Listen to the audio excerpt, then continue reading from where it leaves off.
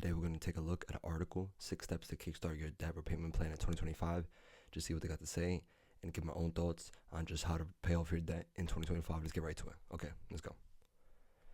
The first one is look at the numbers. Well, that's pretty self-explanatory. Look at the numbers. It's telling you to really, people could be like, oh, I'm scared to look at the balance. Oh, look at all of your credit cards. Look at all your balance, all your debt that you owed.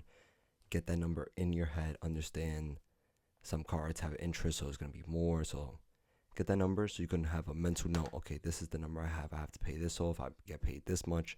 This is when you start making sense of it, and you just keep that number in your head. Put it into perspective. Okay, let's look right at another one. Or the next one, pause. Decide on a debt repayment plan. Okay, so there's a few different ways to pay debt, obviously, but two popular ways is the snowball effect, or it's called like the snowball method, and the avalanche method is the opposite of the snowball, but it refers to the same thing. Basically, let's say you have a few different credit cards, 5 different credit cards, and you owe different amounts on them.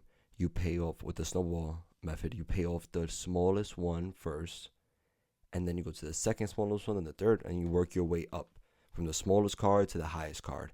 And with the avalanche method is the opposite. So you focus on the highest card because the highest card will have the highest interest payments. So with this method, you will save the most money in the long run. But with the snowball method, you'll feel better. It'll be more motivating knowing that you're knocking down each card, boom, boom, boom, boom, boom. But with the avalanche method, you will save most money in the long run, but it wouldn't feel, for a while, it'll feel like you're not even paying off anything. Like, I feel like you're not really getting that much progress opposed to the snowball method. So I personally like the snowball method.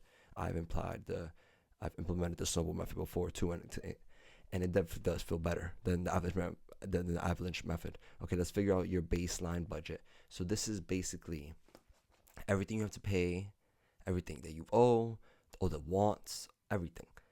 Put your budget in order, because you have to formulate how much can go to credit cards, and maybe you have to stop paying so much for something else, or try to figure out how to get more money, because you have to get that money for the credit cards to pay it off. You can't spend all your money on whatever and just not have enough to pay off your credit card. And this is the part of just budgeting and building your budget and understanding your rent and your car and the necessities and food, groceries, everything. Let's get right to the next one. Allocate your money. This is when you start actually putting your budget into play, and you put your money towards, you put a certain percentage towards that, you put a certain percentage towards this, you put a certain percentage towards that, and you focus in on that, and you keep that, and you don't stray off the plan. For example, it says here, depending on your income and expenses, you may have an extra $50 to put towards debt, or an extra $500. Don't obsess over the number right now. You should be just focused on making realistic payments towards your debt. Exactly. Just put something. You have to put something. You can't steer away from the plan. Okay, let's go. Save on interest.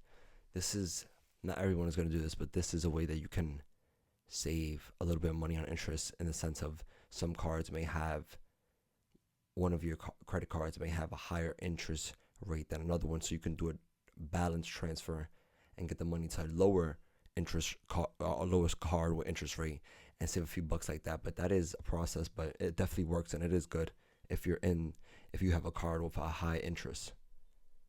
Stay accountable and celebrate your progress. This is the last final step. This is the most important thing. This is when you stay locked in. You understand that you have to pay this off, and you got to do what you got to do. I hope you all stay locked. Let's do this. 2025, we'll have to get financially straight. We have to do what we got to do. We have to make a difference.